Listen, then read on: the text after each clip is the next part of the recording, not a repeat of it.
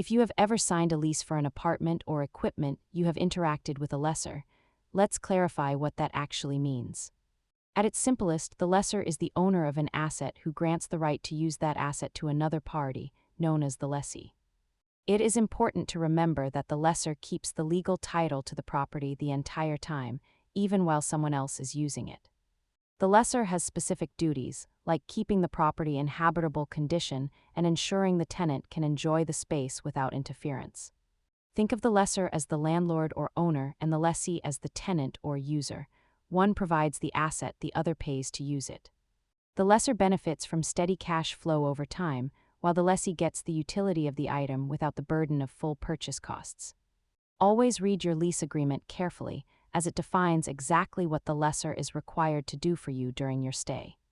Understanding these basic terms helps you navigate contracts with more confidence. Subscribe for more money basics and follow along for our next breakdown.